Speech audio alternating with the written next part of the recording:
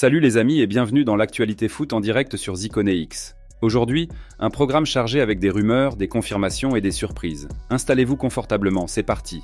On commence avec une nouvelle fracassante. John Duran, le jeune prodige d'Aston Villa, est sur le point de quitter le club pour un montant astronomique. Al Nasser, le club saoudien de Cristiano Ronaldo, prépare une offre de 85 millions de livres pour s'attacher les services de l'attaquant colombien. À seulement 21 ans, Duran a déjà marqué 12 buts cette saison, malgré un temps de jeu limité. Un transfert qui pourrait bien changer la donne pour Al Nasser et renforcer leur attaque de manière significative. On continue avec un retournement de situation inattendu concernant Neymar. Après seulement 7 matchs avec Al Hilal en Arabie Saoudite, le club a décidé de résilier son contrat.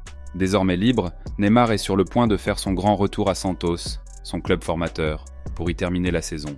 Il devrait arriver au Brésil entre jeudi soir et vendredi matin, avec une première apparition prévue le jour de son anniversaire, le 5 février.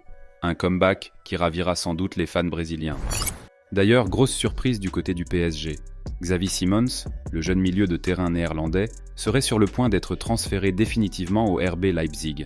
Le deal pourrait atteindre jusqu'à 80 millions d'euros avec les bonus. Une somme conséquente pour le PSG, mais une perte notable pour l'effectif parisien.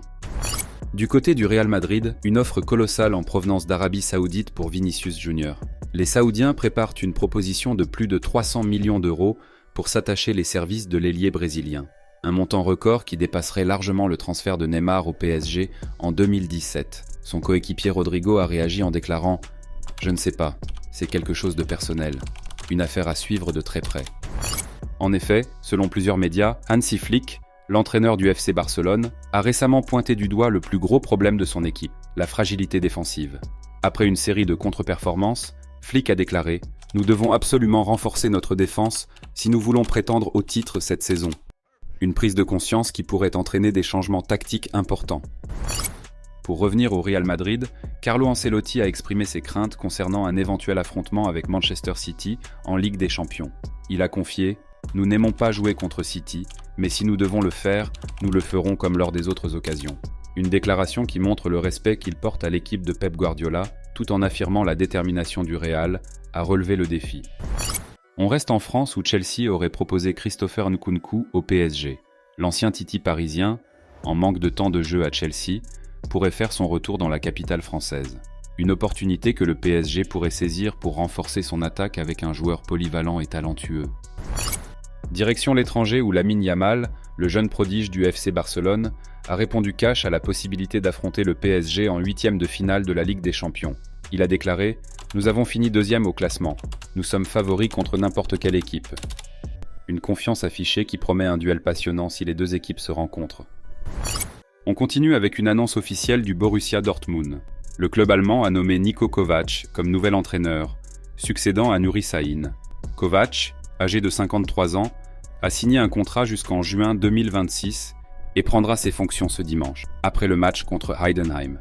Ancien coach du Bayern Munich et de l'AS Monaco, il possède une solide expérience, avec à son actif une Bundesliga, 2 Coupes d'Allemagne et une Supercoupe d'Allemagne. Son objectif sera de redresser le Borussia Dortmund, actuellement 11e en Bundesliga, et de viser de nouveaux trophées. Du côté du Paris Saint-Germain, des mouvements se préparent. Le club envisage de se séparer de Marco Asensio, arrivé il y a 18 mois avec un contrat de 4 ans. Malgré un début prometteur, l'attaquant espagnol a vu son temps de jeu diminuer, avec seulement une apparition lors des 11 derniers matchs. Le Betis Séville serait intéressé, mais des obstacles financiers freinent les négociations. Pour faciliter son départ, le PSG serait prêt à vendre Asensio à un prix réduit, voire à résilier son contrat. Une décision qui permettrait à l'entraîneur Luis Enrique d'ajuster son effectif selon ses plans. On continue avec une nouvelle qui agite l'Olympique lyonnais. Le président John Textor a récemment licencié l'entraîneur Pierre Sage, une décision qui a provoqué une vague de mécontentement parmi les supporters, notamment les ultras. Pierre Sage, âgé de 45 ans, avait réussi à redresser l'équipe en la faisant passer de la 18e à la 6e place en une saison. Malgré ce succès, Textor a justifié son choix en déclarant que l'équipe jouait mal. Cette décision a été perçue comme une provocation par les ultras, qui envisagent de manifester leur mécontentement lors du prochain match contre Ludogorets au Groupama Stadium.